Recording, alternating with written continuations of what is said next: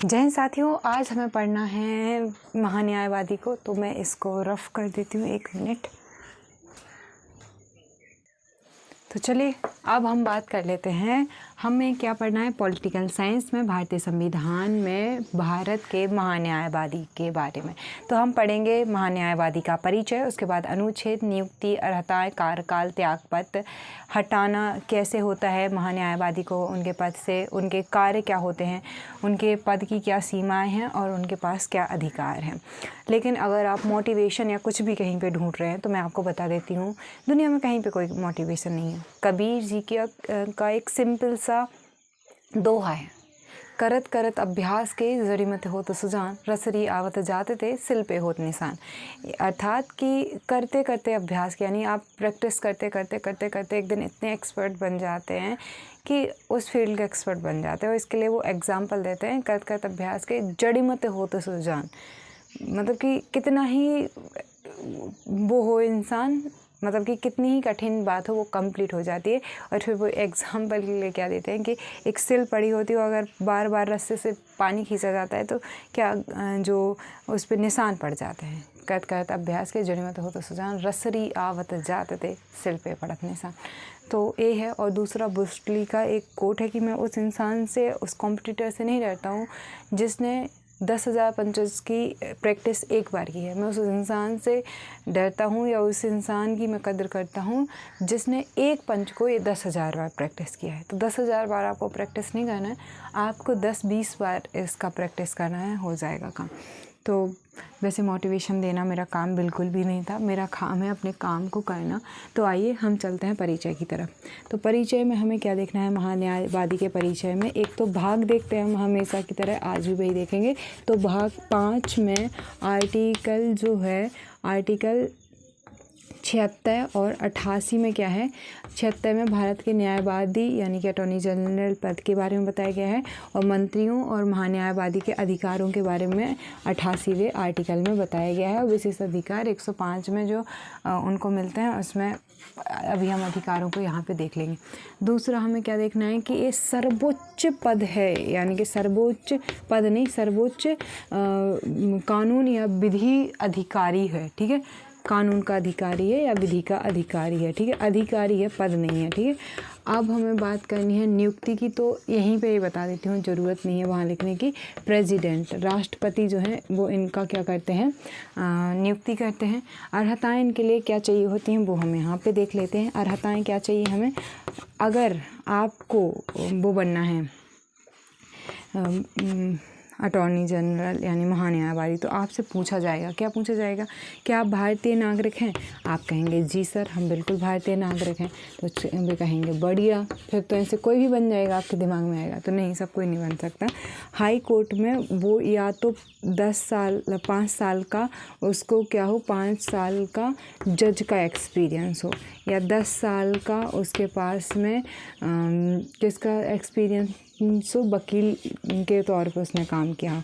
और राष्ट्रपति की नज़र में, प्रेसिडेंट की नज़र में वो न्यायिक जानकार हो, यानी कि न्यायविद हो अच्छा खासा। ठीक है, न्यायिक मामलों का जानकार हो। तो ये अर्हताएं चाहिए, तब जाके किसी को क्या बनाएंगे हम, वो बनाएंगे। तो हमने क्या पढ़ लिया, परिचय पढ़ लिया, अनुच्छेद पढ़ लिए, नियुक्ति पढ़ लिए, अर्हताएं पढ़ ली। कार्यकाल की बात करें तो इनका कार्यकाल संविधान में कहीं कुछ उल्लेखित नहीं किया गया है। इसके बारे में कहा गया है कि ये प्रेसिडेंट के प्रसाद पर्यंत होते हैं। तो ये भी इधर ही हो गया, ज़्यादा कुछ इसमें है नहीं।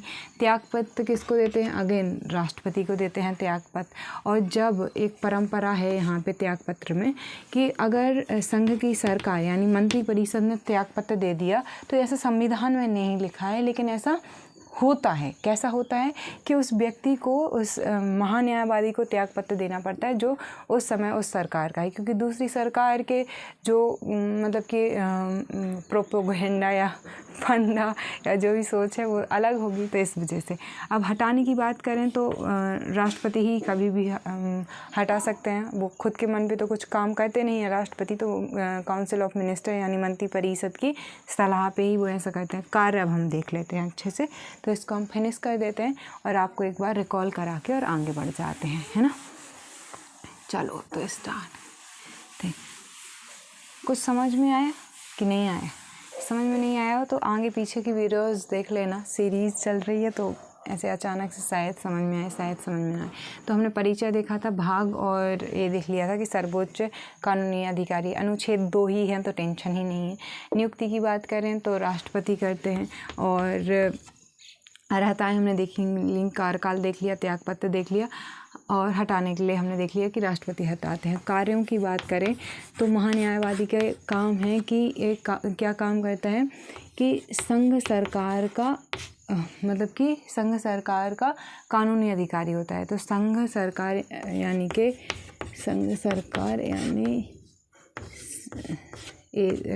सेंट्रल गवर्नमेंट की तरफ से क्या करता है, सुप्रीम कोर्ट में सरकार का प्रतिनिधित्व करता है। ठीक है, सरकार का प्रतिनिधित्व करता है।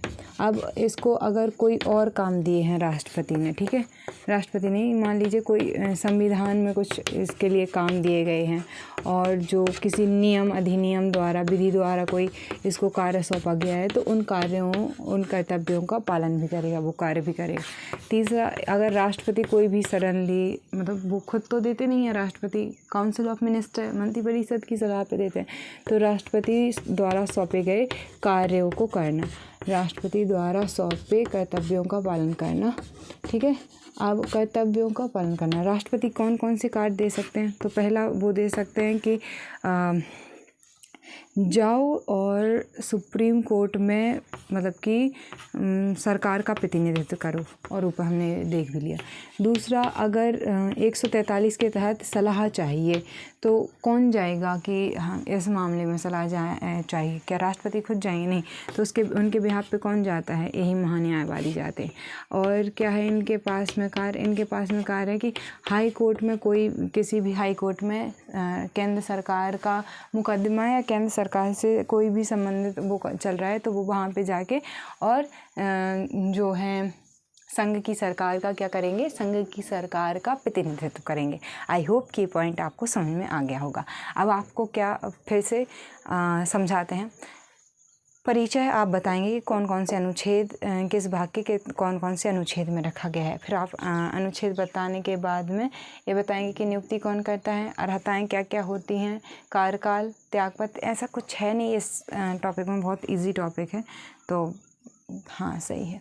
अब हमने कार्य देख लिए, अब हम सीमाएं देख लेते हैं कि इनके पद की क्या सीमाएं हैं और इनके पास क्या अधिकार हैं। ठीक है, तो चलिए स्टार्ट करते हैं आगे। तो इनके पास में इनकी जो सीमाएं हैं वो ये हैं कि सोचो ये इतना महत्वपूर्ण पद है, तो क्या ये सरकार के खिलाफ बोल सकते हैं? तो सरकार के खिलाफ किसी भी कार्रवाई में भाग नहीं ले सकते हैं। ठीक है, किसी भी तरह की टिप्पणी नहीं कर सकते हैं। दूसरा, ये जो है ये किसी आपराधिक पृष्ठभूमि के व्यक्ति को तब तक नहीं बचा सकते हैं जब तक वो अनुमति ना ले लें। तो आपराधिक मामले में सुनवाई नहीं कर सकते जब तक कि संघ की सरकार से बातचीत ना कर लें। कोई निगम, कोई कंपनी के इनको पद ग्रहण करना है तो बिना अनुमति के पद ग्रहण नहीं करेंगे। ठीक है, और ठीक है, तो इतने इनकी सीमाएं हैं कुछ। और इनके पास अधिकार है कि ये मतलब कि जो संसद है वहाँ पे बैठ सकते हैं, बैठकों में भाग ले सकते हैं, मतदान बस नहीं कर सकते हैं, बोल भी सकते हैं, वहाँ पे इनका अधिकार है। ये समितियों के सदस्य भी हो सकते हैं। तो ये सब कुछ इनके अधिकार हैं। तो हमने महान्यायवादी को आज के इस वीडियो में पढ़ा है। महान्यायवादी के बारे में जो भी डाउट, जो भी क्वेश्चन, जो भी हो वो इनको कॉमेंट्स कर देना। नेक्स्ट वीडियो में हम संसद को पढ़ने वाले हैं। इससे पहले की वीडियोज़ में हमने मंत्रिपरिषद, प्रधानमंत्री और अभी तक के जितने भी भाग होते हैं उन सबको पढ़ लिया है। सो आई होप कि आपको एक क्लैरिटी आ रही होगी। नहीं आ रही है तो ज़रूर कमेंट करें एंड याद रखें कबीर जी का वही दोहा। तो ठीक है, मिलता है नेक्स्ट वीडियो में। तब तक के लिए रिवीजन करें, पढ़ते रहें। जय हिंद।